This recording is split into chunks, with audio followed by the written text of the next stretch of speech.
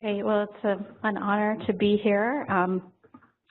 Haven't had a good cry in a while, so thank you, everyone. I don't know how long I've known Dr. Donner, but I've heard that talk, I think, for about 10 years now. I just never get to be here. I don't know how you do it. My hat's off to you. I couldn't do it. So, what an inspiring night. Thank you for having me here. So I'm taking a little liberty with my talk here. I wear many hats. I'm Associate Research Director at Citizens United for Research in Epilepsy Cure, but I am also a scientist, a cellular and molecular neurophysiologist by training, who did a neurogenetics clinical research postdoc. And so I have a research hat, a clinical hat, and most importantly, I'm a mother of a child who has Lennox-Gastaut syndrome, who's 23 years old. And so you'll probably get a little bit of several of those hats tonight in my talk. And I hope that after you hear what I have to say, and I will go fast because I know it's getting late, is that you'll feel inspired about what you're doing and the change that you're going to make. Because mothers and fathers and expanding that, loved ones of all types are changing the world. And it's in partnerships like this with doctors and clinicians and researchers who are changing the world every day, but you never think about moms and dads and loved ones, changing the world, and they are. So I want to talk a little bit about somebody that I respect deeply who founded Citizens United for Research in Epilepsy. She founded it with a number of other mothers who don't want to take any credit for founding the organization. And it was founded in 1998 because back in 1998, if you had epilepsy, you couldn't die from it, and 70% of people don't know the cause of epilepsy, but thank goodness we don't need to know the cause in order to treat it. And generally, all of the drugs have been developed in adults with partial epilepsy as an add-on therapy, and were extrapolated to children without actual data that had created in children.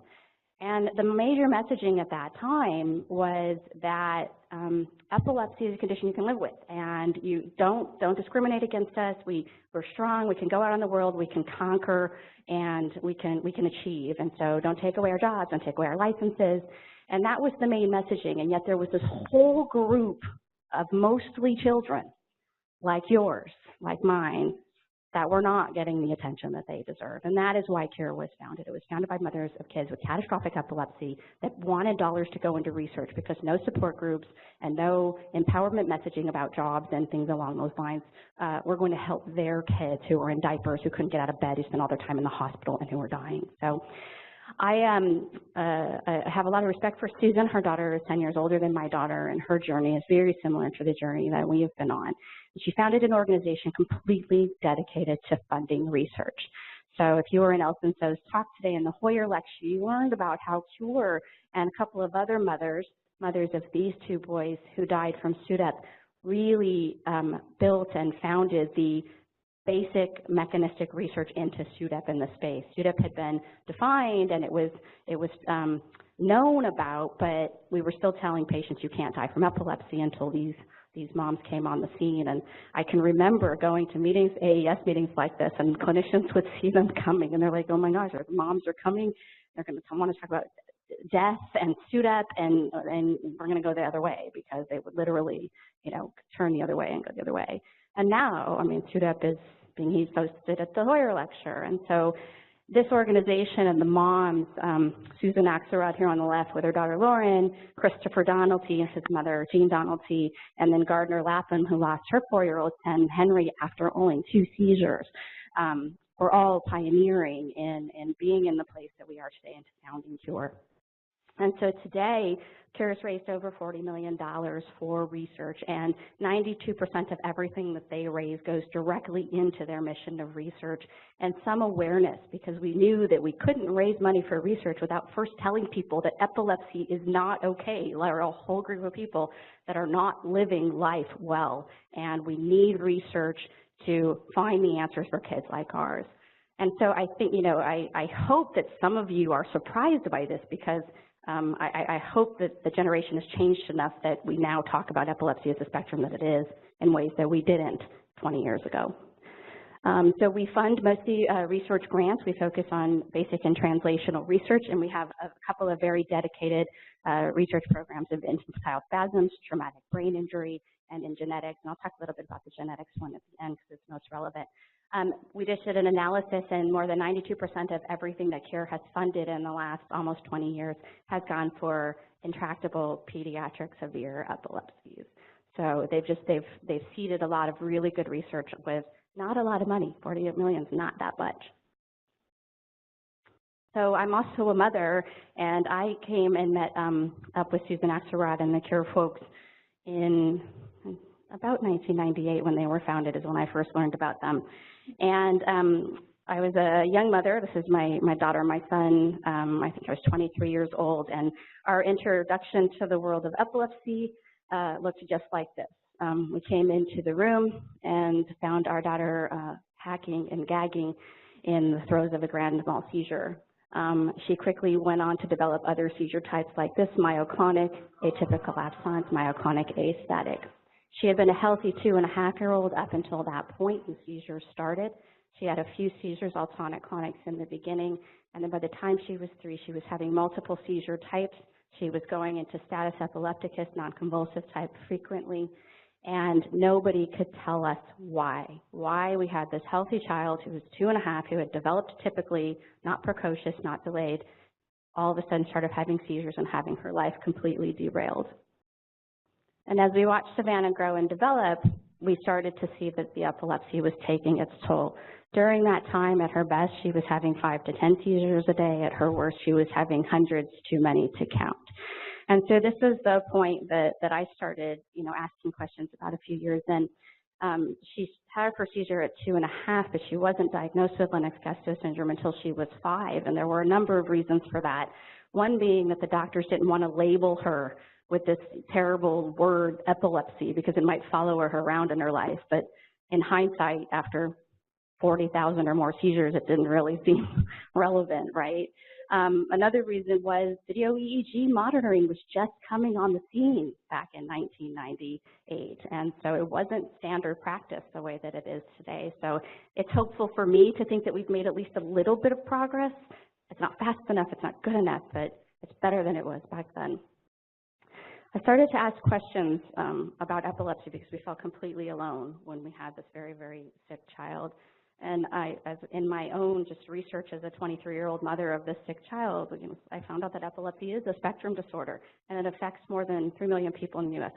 That's 1% of the population. So just to give you an idea, that's more than autism, it's more than Parkinson's, it's more than a number of other diseases that we know so much more about.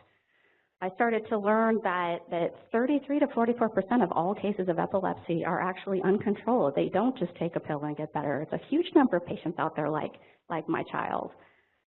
And the thing that was most disturbing to me was the idea that 70% of people with epilepsy didn't know the cause, and that wasn't appalling to anyone that would tell me that. They're like, oh, 70% of people don't know the cause. You're in the majority. Congratulations. And it was like, what? So this is something that really was devastating to me. In addition to this idea that research dollars for epilepsy are significantly low. Epilepsy is 10 times more common than Parkinson's disease, but receives 6 times less funding. And that's not that I don't want funding to go to Parkinson's, but I want funding to go to epilepsy too. And so these are the statistics and the facts that drove me in the early days to go back to college. And really began to do research. And it took me about 12 years, but ultimately got a PhD in neuroscience with this idea that I wanted to help the next generation of Savannahs out there that were going to develop intractable epilepsy, epileptic encephalopathy, whatever it was going to be. And I came in right at the era of genomic medicine. So I started this in 1998. 2 genes had been identified at that point for epilepsy, CHRNA4 and SCN8A. The Dravet channel hadn't even been found. And I came into my postdoc, so I did all of my training as genes were beginning to be identified, but I came into my postdoc, this pointer is not working here. Nope, I just turned it off. Right as the escalation of next generation sequencing became commercially available, and it was my job as a scientist to bring that technology to the lab, to identify genes in families of patients that had epilepsy and severe neurological disease, and then create cell-based animal models, making iPSCs, making animal models, looking at exactly how the gene functioned, and identifying a precision therapy. Long before, there were a whole group of us that, and many in this room, that believed in precision medicine before it was ever precision medicine, right? It was targeted therapy or whatever it was called. And so I started doing my research right at that time, and wanted to be a part of the group of people that were looking for the causes of epilepsy. Because no, you do need to know the cause if you want to create a targeted treatment. And I was convinced that the reason that 33 to 44% of people with epilepsy weren't responding to the currently available therapies is because we didn't know why they had epilepsy. And genetics was proving to be the answer. And so the paradigm back in 1975 was really that 70% of people didn't know the cause, and in 2014 it was looking that way, but the thing that was starting to change it was genetics. And we don't know how many of that 70% are going to now come down to it having a genetic cause, but we know that genetics is playing a role in everyone's epilepsy in some way, shape, or form, whether it's driving the epilepsy, like in the case with SCN8A, or it's playing a modifier effect, or if it's response to medication. Genetics is becoming more and more important. And we also know that between 25 and it's actually predicted that it'll be as high as 50%, but between 25 and 50% of all of the severe pediatric onset epilepsies have a genetic driver. And at Cure now we're tracking to more than 300 genes, SCN8A, which is one, that are driving epilepsy in these young kids like my daughter, like your kids that have severe, horrible epilepsy. And that doesn't answer all of the question, but it answers some of the question where we can start making a difference in the future by actually targeting treatments for that disease. So it took me 12 years to get an associate's, bachelor's, master's, and a PhD, mostly because I needed to remediate quite a bit after high school. But at home, Savannah was not doing well, and I don't think I saw my husband for those 12 years. He had the day shift, I had the night shift, and we just were ships passing in the night. And so for the 16 years, Savannah seized every day. I kept the meticulous records because there was nothing else I can do. She had more than 40,000 seizures during this 16-year time period. It took them 3 years to diagnose her and 7 different neurologists. She tried and failed 26 different therapies, everything from diets to devices to medicines to cockamamie things that we were just going to try because, damn it, we don't know what else to do. Her monthly drug costs were almost $2,000. She was getting Diastat at least once a week, if not 3 times a week. And we were thankful that Diastat actually worked, because if Diastat doesn't work at home, you go to the hospital and you get intravenous Ativan, and then you get put into a medical coma, as many of you guys know, which was something that happened to us a number of times. She's had 5 surgeries, and the cause of her epilepsy still remained unknown. And so I never got into this with this idea that I was going to help my own child. And I've never been so happy to be wrong about something, but what I was wrong about was that I really thought that the damage had been done. After 16 years of uncontrolled seizures, my daughter is 18 years old, what could we possibly do to fix all of the damage? And God, I'm so glad that we were wrong. I was doing a postdoc in the lab, and the lead researcher, my PI, said to me, he said, you know, how's your daughter? And I said, oh God, she's a mess. She's having 300 seizures a month. She's seizing every day. She's going into status at least once a week, if not 3 times a week. She's fading. She spends 17 hours asleep. She can't talk. She can't get her words out. She's back in diapers. She's a mess.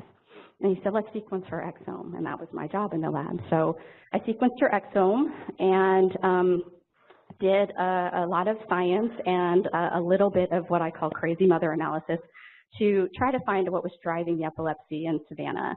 And what we found was that she has 7 mutations in L-type calcium channel gene. She actually has a total of 25 mutations in all of the calcium signaling pathways. It's just a clustering all of her high-impact genetic variants into a single pathway, and then narrowing it down. And 7 of those are actually in a very specific type of calcium channel, an L-type calcium channel.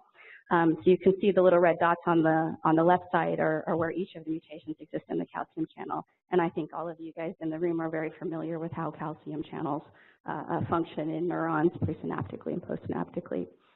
And so at this point, we started to make a case for each of the variants, whether or not they were pathogenic, what evidence existed in the literature, what research we could do in the lab to try to show pathogenicity. And the evidence was all pointing to these being gain-of-function calcium channel mutations. And at that time, I remembered something that I had known for a long time about epilepsy, but had been dismissed by countless doctors, including myself, was that every time that she went on calcium supplementation, a very, very common thing that is done in patients who are on anti-seizure drugs because of the osteoporotic effects of the seizure meds, she would have more seizures. And it was always dismissed as not being relevant, as being this weird or not important, or that's interesting, but I don't know what to do with it, including by myself. And all of a sudden, it made clear sense to me. Gain-of-function calcium channel mutation, she gets worse on increased levels of extracellular calcium. So we made a case for putting her on an L-type calcium channel blocker. It's an FDA-approved drug for arrhythmias and hypertension called verapamil. And we checked her heart to make sure it was working, and we had pretty strong biological evidence that this was not going to kill her. But frankly, at 300 seizures a month and status every week, she wasn't living, really, and we weren't sure how long she was going to live. And it worked. Let's see if the picture will pop up. So Savannah was 18 years old when she went on verapamil, and she's 23 years old today. It's been 6 years. She has had, for the entire 6 years, after trying and failing 26 different therapies, a 95% reduction in her seizure number for all 6 years, for those of you that have had honeymoon periods on your drugs, and 100% reduction in her status epilepticus. She doesn't go into status anymore. So it's a huge change of life for us. And her seizures now occur at night. She still has seizures, which we'd like to get rid of, and we're thinking of ways to maybe do that. But the fact that she has had this response and had it for so long, and the impact that it's had on her is mind-blowing to me. Again, I mentioned I've never been so happy to be wrong, but Savannah is awake, talking, walking, happy, sassy, bossy. Oh God, is she bossy? And for the first time 6 years ago, I met that 2-year-old that I knew before she started having seizures. And it was just such a great thing. So I have a little video here. You can't hear it, but this is Savannah interacting with her seizure response dog, Yukon. You can see her. She's awake. She's laughing. She's talking. She's being silly. And so, oh, there she is. She doesn't spend her day seizing, unconscious. High five. That's my girl. So she's doing better than we ever could have dreamed. 6 years ago, I was constantly asking when I was going to bury my child, and now I'm taking her to Special Olympics, and she's playing basketball, and she's playing baseball. Oh my gosh, she's playing baseball. Oh my God, what are we doing? And she's in therapeutic horseback riding. She actually has a life, and she can talk to me. She can get the words out, and it's a complete turnaround, and it's one anecdotal story that speaks to the power of what you guys are seeing now, is that if you get your kids on the right drug and you get them on it early, that you can really make a difference in their outcome. And that's what we want. We want more of that for this DNA treatment of drugs. And you guys are already living and breathing this, but you'd be surprised about how hard this is, what you guys have here, where you have a genetic diagnosis and a whole group of researchers that have rallied around you, and scientists and clinicians that are coming and helping you to identify therapies, is a big deal, because of those other 300 genes, there aren't that many that actually have the support community that you have, and you will make a difference in this disease. And hopefully, 10 years, 2 years, do it fast, please, because we need it fast. But you'll be looking back at all of the good work you've done, and it comes down to the moms and the dads bringing everybody together and fighting for our kids. So I just want to spend a couple minutes just talking about what I've done since then, in addition to Savannah doing very well and my coming to work at Cure. So we're very interested in this idea of precision medicine, and we want to make this happen for as many patients and as many types of epilepsy as we can. And so one of the things that we've started is the Epilepsy Genetics Initiative, and this was started, it was conceptualized about 3 years ago based on the idea of what we had done with Savannah. Getting an early diagnosis is crucial because we know there are critical periods of development where you have got to treat within a window of time. Otherwise, treating late can have a more devastating outcome. So getting a rapid diagnosis to patients as quick as we can, finding more genes, and then feeding them into researchers as best as we can. So if you haven't heard of EGI, I would love for you guys to go to the website to learn more about it. What it is we've created a DNA repository for patients who have had exome sequencing done or genome sequencing, whether in a genetic testing company lab or in a research lab.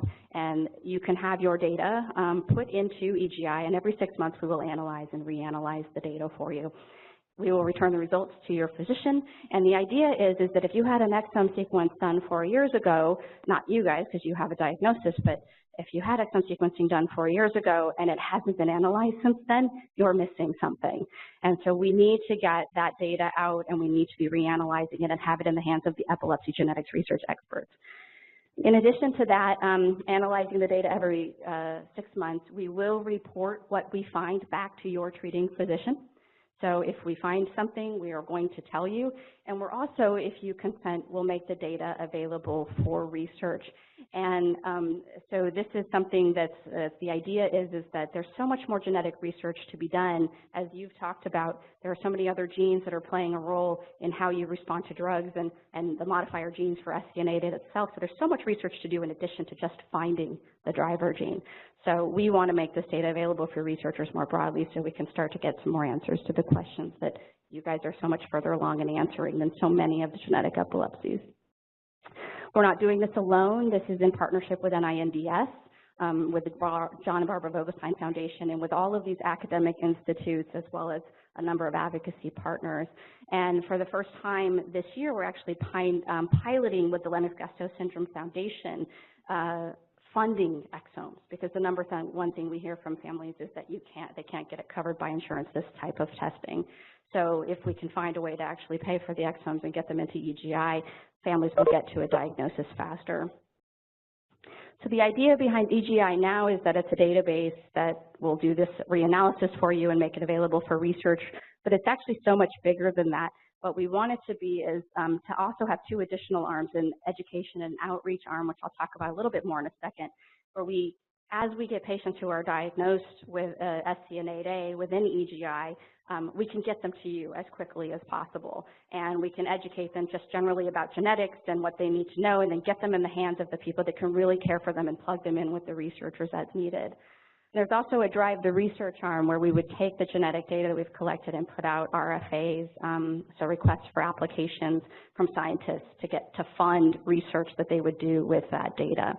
And so both of those 2 other arms are being built out within EGI and to some degree over the next couple of years. So we do have, excuse me, we do have some aspects of the education and outreach program in place. If you go to the EGI website, we have an epilepsy genes page. You guys can see you're there. We have 76 genes in there now, and we're adding more genes constantly. Brandon is here with me from EGI, so he's constantly doing that. And when you click on the gene, it takes you to information, just general information about the gene, and then also links out to you guys and the other groups that might be relevant to them for an SCN8A mutation.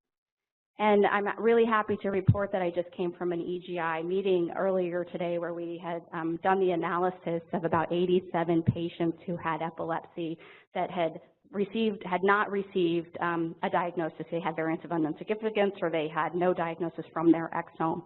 And from those 87 that went through our analysis pipeline, we've identified 2 now that have SCN8A mutations in an exon that's not currently covered by the genetic testing companies because it's been controversial about whether or not it really exists. And so EGI has been able to establish that this exon in SCN8A does exist and is mutated in multiple patients. And we're now going back to report this back to the families and working with the genetic testing companies to include this exon in sequencing as they move forward. So we had a conversation today about what the possibility was for more patients if all the companies started screening through all of their exomes for this exon that they haven't been looking at. What would that mean for the community? So you guys might be getting some more people coming your way for sure. So we're really excited about this. It is working. We also think we've found a new gene in EGI. We have 3 families now that all have a somewhat similar phenotype and a mutation and a new epilepsy gene. So it's working and it's exciting. And if you have patients that don't have a diagnosis, for those of you that are clinicians in the room, they can be enrolled over the phone remotely. You can become an enrollment site, and it is working.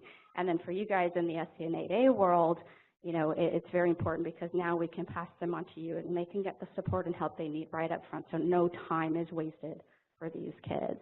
And all of this came from, you know, we've stood on the shoulders of the people that have come before us to help build. You know, Cure couldn't have done what it did without the mothers and fathers that came before it, and I couldn't have done what I did without Cure, you know, coming before me. And now you guys are taking this on, and I feel like I'm passing the baton. Can I retire now? And I feel like I'm passing the baton to like the next generation, but I'm happy for the day when you guys will look back and say, we affected change in a meaningful way. It wasn't fast enough and it wasn't enough, but the journey that we had to go through is not the same journey that patients today are having to go through.